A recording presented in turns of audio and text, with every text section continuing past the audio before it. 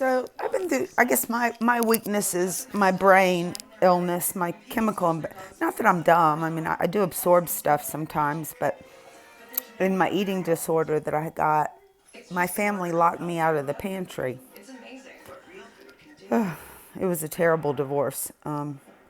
Eventually I got in the hospital because I was like, I think I was 107 pounds. So I'm a 140 now. So that's pretty dangerous.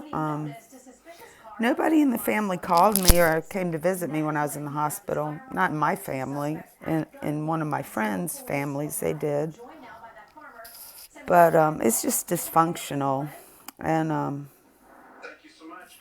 even my grandparents didn't come and see me. And then I came down with bipolar. And I didn't think it was, I thought, it's not wrong with, because I'm typical. I'm like, it's not me, it's you guys. And so I found bipolar 1. Most of my family has bipolar 2, but I had bipolar 1, probably because of the stress of the testifying and the marriage against my mother. My dad and mom were struggling. Mom with agoraphobia, panic attacks, and then my dad with the bipolar. So I grew up in a family of mental health issues. So it just was kind of normal, the temper and things like that. She was OCD too, so we're always cleaning, and it didn't make any sense to me. I was like, there's no dust. Why are we doing this? But she did love us. She would sew stuff for us. And, Dad brought, it was just, there was like a lot of really good stuff, but then there was some really bad stuff going on it was like a roller coaster at times. I mean, it was hard as a kid to grow up in a family like that because you want to love your parents and you want them to love you, but sometimes they can't act like they do because they're sick. But the thing was, when I got bipolar and I went in the hospital, my friends, my artsy friends, they came to visit me and they brought me pizza, and this girlfriend, Sil, brought me a pair of really nice Native American earrings because she was part Native American, and so that carried me a long way. And nobody coming to see me was my friends to take time out to come and see me, to help me fight it. That I had friends, even though I had it, they were going to be my friends, and they have been. They always have been. They didn't really disregard me because of my illness or sometimes situations I got in or things I said or did when I was sick. Yeah, my friends are like my family. My aunt and uncle, one came to see me one time, but I will tell you, none of my mom, except my dad came once. HV never came. Grandmommy and granddaddy never came. Diana never came.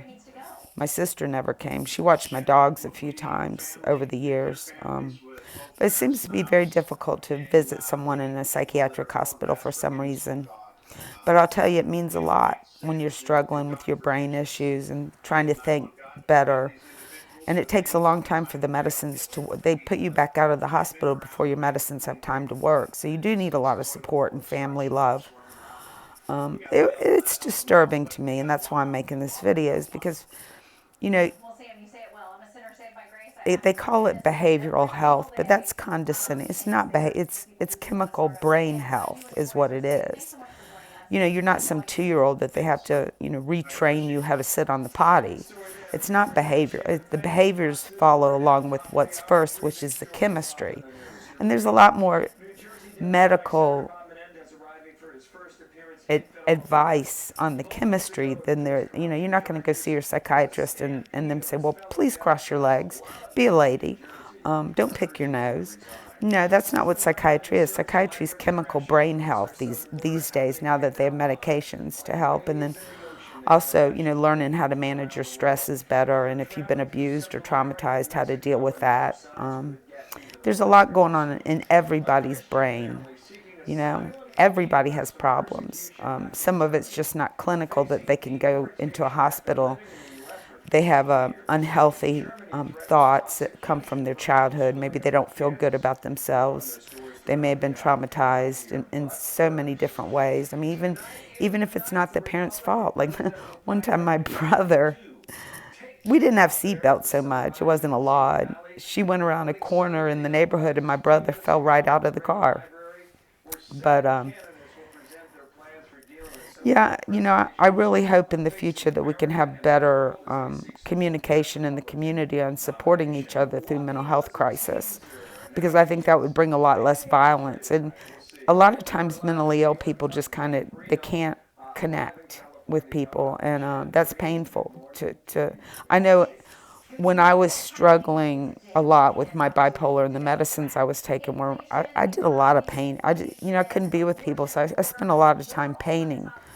And now I'm more balanced, really, because now I love to be with people. I love to do performance art, and then I also love to paint sometimes. So it's just more balanced in my life than, you think all the painters that had mental health issues, all the artists like Beethoven and Edgar Allan Poe and Van Gogh, and many, many, many artists struggle with some unbalance of the chemistry in their head. Sylvia Plath,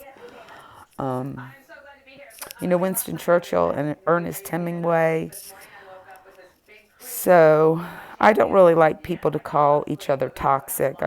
Things are dysfunctional, and the thing is, you just can't give up on people like that. I don't like that on the internet these days, but it does take, as my mom would say, it takes two to tango. So both people have to be willing to work on the relationship. But relationships are important. I don't think you should just walk away without trying. And maybe you need some time apart. Maybe you can try again in the future. But I will tell you, when my daughter Morgan came to visit me twice at MCV, and she was young, she was like 19, 20. And on Mother's Day, she brought me some cake and some food. That meant so much to me, that she was being supportive in my illness, because you just don't get that. Because like they say, they call it behavior health. And so you walk down the street and you're yelling and angry. Not necessarily me, but I've seen people like that.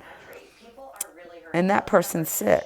And so it's like, I guess if a 2-year-old, takes a marker and writes on your wall, or 3-year-old does that, that's your fault. It's because they got a hold of the marker and you weren't watching them closely enough. So why get mad at them? And that's the same way mental health is. Why get mad at a person who's sick? I'm not sure that's going to help the situation.